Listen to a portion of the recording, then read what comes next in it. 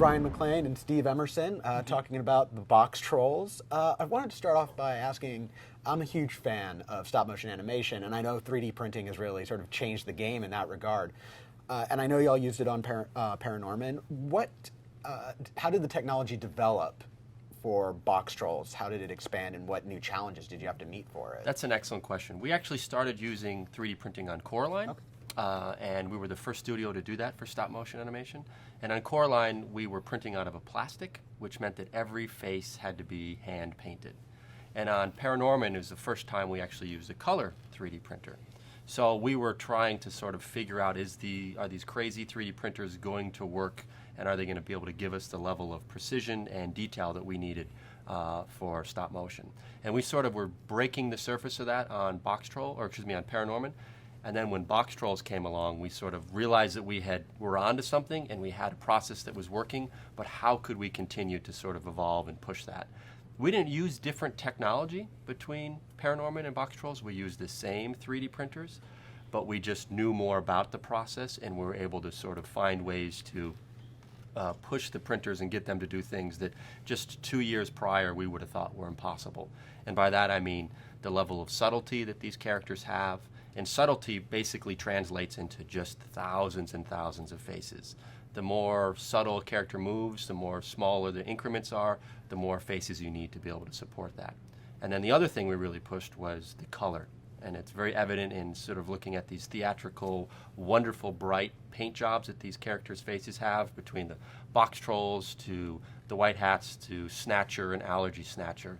Those were vibrant colors that we thought just a few years ago would have been impossible. You know, one of the ways that Brian is able to achieve such a great range of expression is that he splits the faces down the center. So the mouth portion and the upper portion of the face, they'll be snapped on separately.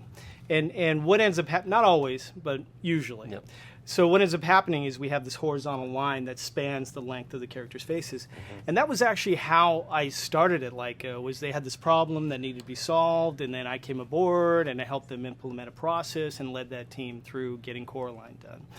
But Coraline, if you go back and watch that movie, it's all hand-painted. There's not a lot of detail to those characters' faces when we talk about just sort of moles, freckles, little veins, things like that. So we were able to get those lines out of there pretty simply. When we got into Paranorman, Brian's team, they would consult with us, and we would always ask them, we got to go back, we got to paint all that stuff out. Keep the detail away from the seam line. So if there's freckles up there, don't do that. Like, give us a little space there to be able to work with.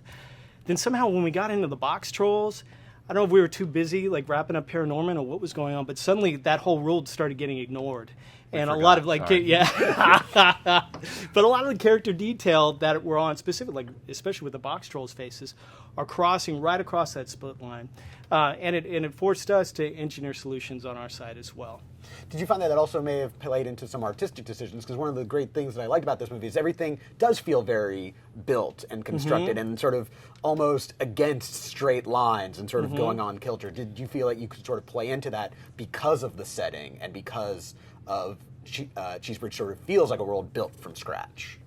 Absolutely, yeah. And I think that, looking at every single element of this film, whether you're looking at the characters, the hair, the costumes, the set we have behind us, everything sort of has a very stylized feel to it. We created this world from scratch, and I think the amazing thing is when you're watching it, and in the theaters or now watching it in the DVD, you'll actually be able to sort of pay more attention to all the little things that probably just went by in an instant in the theater, and now you'll be able to realize, oh my gosh, people actually made every little thing behind us and every little thing in every set.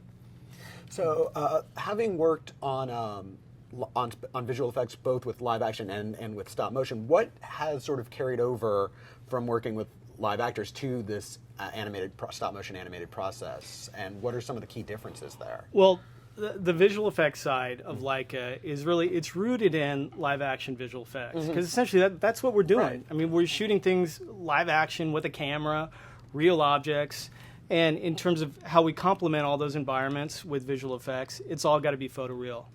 The biggest difference is it's photoreal, but it's also it's puppets, and it's stylized, and it's a different scale. And so there are so many incredible tools that are available out there for visual effects artists to recreate photoreal effects. Because if you're working on like a Nicolas Cage movie and you need an explosion with some fire and some debris, well, an explosion is an explosion, fire is fire, smoke is smoke, debris is debris. It's photoreal. On our side, the problem is it's photoreal, but it also needs to be handmade. It's not handmade smoke. It's handmade smoke that needs to feel like it's made out of cheesecloth. And that's the biggest challenge for us, is that it needs to feel photoreal, handmade, and needs to deliver the style of the film. In this film, there are lots of great moments. Was there any sort of scene or moment that you were particularly excited to work on, or character to build, or something that just really, when you read the script or looked at how it was coming together, that really jumped out at you? For us in the rapid prototyping department, it would have been Allergy Snatcher. And that was such a fun challenge for us to see this character going through so many different phases of his terrible allergic reaction, and to find ways that we could not only push the 3D printers and get vibrant colors, but also to try to get that level of expressivity that this character needed to have. It was a fun challenge. It also took forever to get through. We animated that first in 2D, and then we animated in CG in the computer, and then it ended up being stop motion. So it was a lot of different phases. Without question, at least on our side, the most challenging, and it's difficult to say that I was actually anxious or looking forward to it, because it was extremely difficult, but was the ballroom dancing scene. And something like that in stop motion animation, it's never been achieved before on this level. And what we were up against in terms of the number of characters, the choreography of the scene, what the practical characters that actually need to be essentially bolted down to the set frame by frame by frame, tearing the set apart, all of which needs to be repaired digitally, in addition to the fact that there's no way we were going to have enough puppets to be able to do that, and everything's got to be choreographed and it's all got to work. It was an unbelievable challenge that we had to overcome together. And I think that's the one thing that I look back most fondly on. I think mostly because we pulled it off and it was extremely painful in the process. Yeah. Well, it looks terrific, and thank you guys so much for taking the time to sit down with me. I really appreciate it. It was great to meet you. Great to meet you. Take care.